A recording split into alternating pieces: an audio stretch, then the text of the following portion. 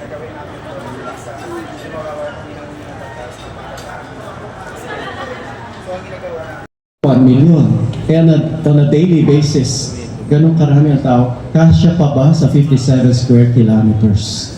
Yun ang aming tanong. Kaya kung matraffic, kanina medyo matraffic pa kasi nag-uuwian na yung mga nag-festival.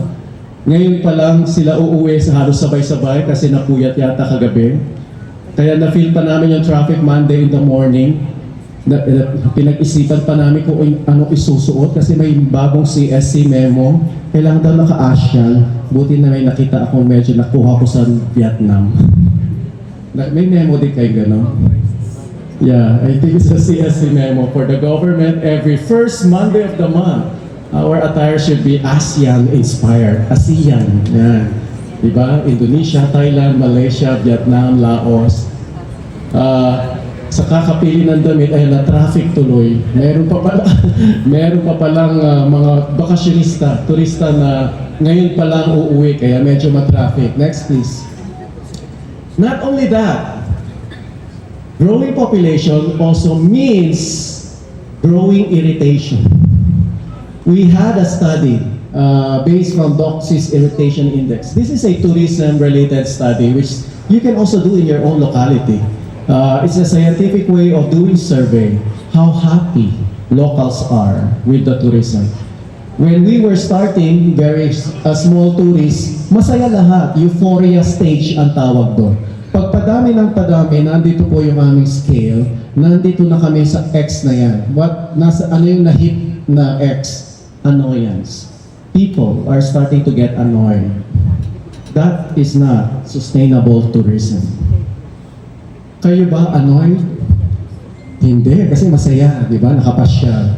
Ang annoyed po yung taga dito. Ayaw nila kayo actually nandito.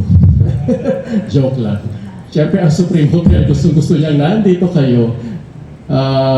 Ang city, as a government official, gusto namin nandito kayo kasi nakapag-contribute kayo sa ekonomiya. Huwag lang kayong bumilis at pumunta sa mga illegal establishments, ha? Hindi po nakaka-contribute yun sa ekonomiya.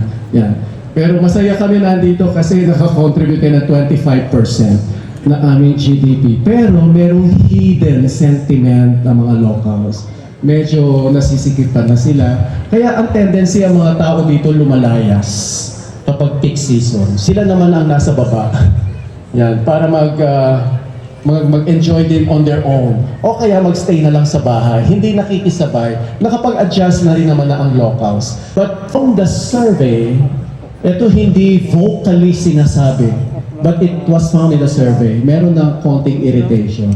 What will be difficult is we reach that stage, antagonism. Anong ibig sabihin ng antagonism? Papalayasin na kayo. Talagang hindi na nila kaya. We do not want to reach that part. If you want to be sustainable, we have to make sure the locals are still having that convenience of living in the city. Unfortunately, ang population growth namin is not necessarily by birth. Madami po dito na in love, dito pinakasal, dito na tumira, pero hindi naman pinanganak dito. The truth is, meron na rin po kami malaking population na Visayan and Mindanao here. We have a very large Muslim community.